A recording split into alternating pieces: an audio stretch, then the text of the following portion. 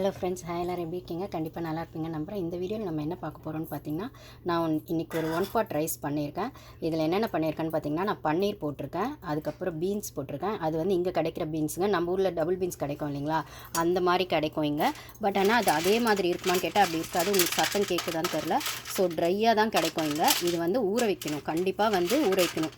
நம்ம வந்து ஜென்ரலாக வந்து பட்டாணிலாம் ஒரு 8 to 10 hours ஊற வைக்கிறோன்னா, இதை வந்து நீங்கள் எப்படி இருந்தாலும் 15 to 20 hours ஒரு நாள் ஃபுல்லாகவே நீங்கள் ஊற வச்சுட்டு அதுக்கப்புறம் வேக வச்சா தான் வேகும். இல்லைனா உங்களுக்கு கேண்டு பீன்ஸ் பாதி வந்து அது பாதி குக் பண்ணி பாதி கேனில் வைப்பாங்க. இங்கே யூஎஸில் இருக்கவங்களுக்கு தெரியும், அந்த மாதிரி பண்ணுங்கள். இல்லை நம்ம ஊரில் கிடைக்கிற டபுள் பீன்ஸே போட்டுக்கோங்க. நான் இங்கே யூஎஸில் இருக்கவங்களுக்கு சொல்கிறேன்.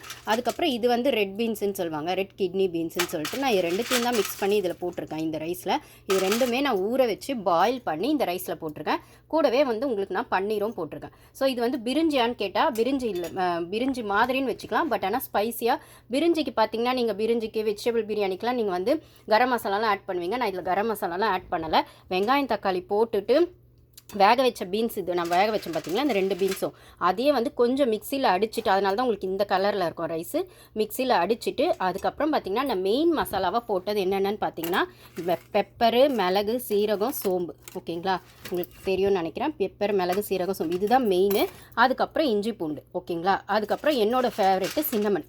இது எல்லாத்தையுமே நான் மிக்சியில் அரைச்சிட்டேன். வெறும் வெங்காயம் தக்காளி மட்டும் வதக்கிட்டு இது எல்லாத்தையுமே ஸ்பைசஸ் எல்லாமே நான் மிக்சியில் அரைச்சிட்டு அதுக்கப்புறம் வந்துட்டு பன்னீரும் போட்டுட்டு தாளிச்சிட்டு அப்படியே ரைஸ் போட்டுட்டேன். ஓகேங்களா, இதுதான் உங்களுக்கு. இந்த கேரட்டும் போட்டிருக்கேன். நான் உங்களுக்கு வேணால் ஏதாவது வெஜிடபிள் ஆட் பண்ணிக்கலாம். நான் வந்து கொஞ்சம் ஸ்வீட்னஸ்க்காக கேரட் போட்டேன். இங்கே பார்த்தீங்கன்னா இந்த மாதிரி 3 types ஆஃப் கேரட் கிடைக்கும். இதில் இது மட்டும் தான் கொஞ்சம் ஸ்வீட் இருக்கும், இது ரெண்டும் ஸ்வீட் இருக்காது. ஸோ நீங்கள் வந்து இங்கே யூஎஸில் இருக்கவங்களுக்கு தெரியும், இது பர்பிள் கேரட்டுன்னு சொல்லுவாங்க.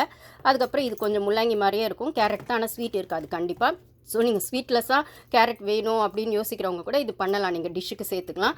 வெஜிடபிளாக இருக்கும், ஆனால் ஸ்வீட் இருக்காது. ஸோ நான் இதுதான், இந்த பீன்ஸ் தான் யூஸ் பண்ணியிருப்பேன். பார்த்தீங்கன்னா இதுதான் வந்து அந்த லைட் ரெட் கிட்னி பீன்ஸுன்னு நான் சொன்னேன் இல்லைங்களா. பாருங்கள், அது அந்த ரெட்டாக இருக்கிறது வந்து லைட் ரெட் கிட்னி பீன்ஸு.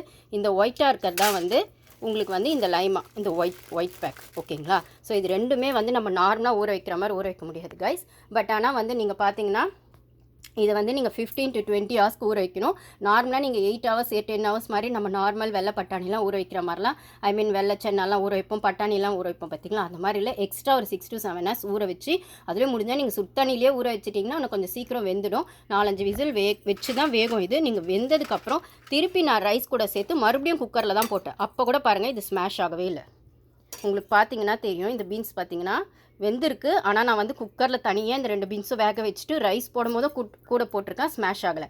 இதே நம்ம ஊருது பட்டாணியோ இல்லைனா டபுள் பீன்ஸோ நம்ம ஊற வச்சு போட்டோம்னா அது நேற்றுக்கு ஸ்மாஷ் ஆகிருக்கும். இது பார்த்திங்கன்னா அவ்வளோ வந்து அப்படி கரெக்டாகவே இருக்குது, வெந்திருக்கு. பட் ஆனால் வந்து குழையவே இல்லை. ஸோ அதனால தான் சொல்கிறேன் ரொம்ப நேரம் ஊற வைக்கணும்னு. ஸோ யூஎஸில் இருக்கவங்களுக்கு இது தெரியும்னு நினைக்கிறேன் எப்படி யூஸ் பண்ணணுன்னு.